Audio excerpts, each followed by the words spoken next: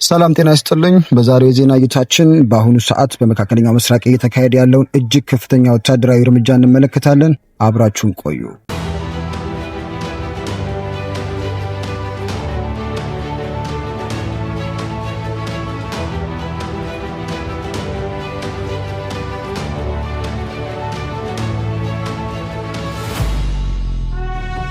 አሜሪካ በኢራን ወታደራዊ ተቋማት ላይ ከፈተችው ኦፕሬሽን ኢፒክ ፊውሪ በሁለተኛ ሳምንትም የቀጠለ ሲሆን የአሜሪካ ማዕከላዊ እዝ በኢራን የነዳጅ ማከማቻ በሆነችው ካርግ ደሴት ላይ የሚገኙ ወታደራዊ ኢላማዎችን ሙሉ በሙሉ ማውደሙን አስታውቋል። እንደ ፎክስ ኒውስ ዘገባ ከሆነ ይህ ጥቃት በታሪክ ታይቶ ከማይታወቁ እጅግ ኃይለኛ ወታደራዊ ዘመቻዎች አንዱ ነው ሲሉ ተናግረዋል።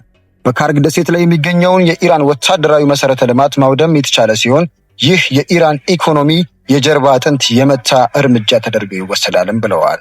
ፕሬዝዳንቱ የኢራን የነዳጅ መሰረተ ልማቶችን ከጥቃቱ ቢታደጓቸውም ኢራን በሆርሙዝ የባህር ወሽመጥ ላይ የነዳጅ ዝውውርን የምታስተጓጉል ከሆነ ግን እርምጃው እንደሚቀጥል አስጠንቅቀዋል። በዚህ ግዙፍ የአየር ጥቃት ላይ ኤፍ-35፣ ቢ-52 እና ዎርት ሆግ የተባሉ የጦር አውሮፕላኖች ተሳትፈዋል። በአሁኑ ሰዓት ከ6000 በላይ ወታደራዊ ኢላማዎች መመታታቸው የተረጋገጠ ሲሆን የኢራን የባላስቲክ ሚሳይል ማምረቻ ተቋማት ሙሉ በሙሉ ከጥቅም ውጭ መሆናቸው ተገልጿል። በሌላ በኩል የኢራን መሪዎች በከፍተኛ ድንጋጤ ውስጥ እንደሚገኙና አንዳንዶቹም ጉዳት ደርሶባቸው ተደብቀው እንደሚገኙ ሪፖርቶች ጠቁመዋል። በኢራን ውስጥ ያለው ሕዝብም ለመከላከያ ሰራዊቱ ያለው ድጋፍ እየቀነሰ መምጣቱንና ተራው ዜጋ ለጥቃቱ የሚረዱ መረጃዎችን አሳልፎ መስጠቱ እየተነገረ ነው።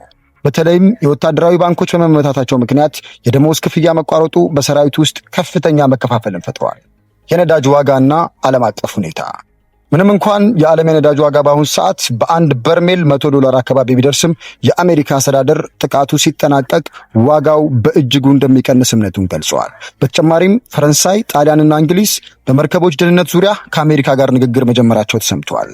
ይህ የአሜሪካ ወታደራዊ እርምጃ ኢራን የኒውክሌር መሳሪያ ባለቤት እንዳትሆንና በክልሉ ላይ የምታደርገውን ዛቻ ለማስቆም ነው ሲሉ ባለስልጣናቱ አክለው ገልጸዋል።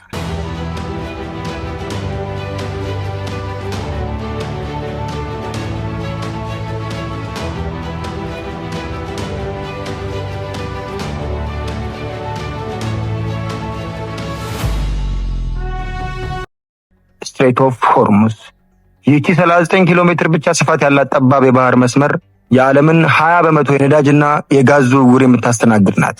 ኢራን ይህን መስመር በመዝጋቷ የዓለም የነዳጅ ዋጋ በአንድ ጀንበር ሰማይ ነክቷል። ከዚህም በላይ ለግብርና ምርት ወሳኝ የሆነው ዩሪያ ማዳበሪያ ዝውውር መቆሙ ዓለም አቀፍ የረሃብ ስጋት ደቅኗል። ኢራን ለራሷ የሚኖረውን የኢኮኖሚ ኪሳራ ወደ ጎን በመተው እኔ ከሞትኩ ሰርዶ አይብቀል በሚል መርህ ዓለምን አብራ ለማንደድ ወስናለች። የቀጠናው መናጋት። ጦርነቱ በኢራን ድንበር ላይ ብቻ አልቆመም። የኢራን የመቋቋም መስመር አክሲስ ኦፍ ሬዚስታንስ የሚባሉት ቡድኖች ስራቸውን ጀምረዋል። በሊባኖስ ሄዝቦላ፣ በየመን ሁቲዎች እና በኢራቅ የሚገኙ ታጣቂዎች በተቀናጀ መልኩ ጥቃት እየሰነዘሩ ነው። በተለይ ሁቲዎች በቀይ ባህር የሚገኘውን በባቢል ማንደብ መስመር ላይ የሚያደርጉት ጥቃት ዓለም አቀፍ ንግድ ወደ አፍሪካ ኬፕ ኦፍ ጉድ ሆፕ እንዲዞር አስገድዶታል። ይህ ማለት የመርከብ ጉዞ ይረዝማል፣ የትራንስፖርት ዋጋ ይጨምራል። በዚህም ምክንያት በየቤታችን የምንገዛቸው ዕቃዎች ዋጋ ይንራል ማለት ነው። ይህ ጦርነት ነገ ቢቆም እንኳን የፈጠረው ጠባሳና የጂኦፖለቲካ መናጋት ለብዙ ዓመታት አብሮን ይቆያል። በመካከለኛው ምስራቅ ያለው ውጥረት ወዴት እንደሚያመራ በሂደት የምናየው ይሆናል። ዋልያ ኒውስን ሰብስክራይብ በማድረግ ዓለም አቀፍ ዜናዎች በጥራትና በፍጥነት እንዲደርሷችሁ አድርጉ የዘወትር መልእክታችን ነው። በቀጣይ ዜና እስከምንገናኝ ድረስ ቸር ቆዩልን።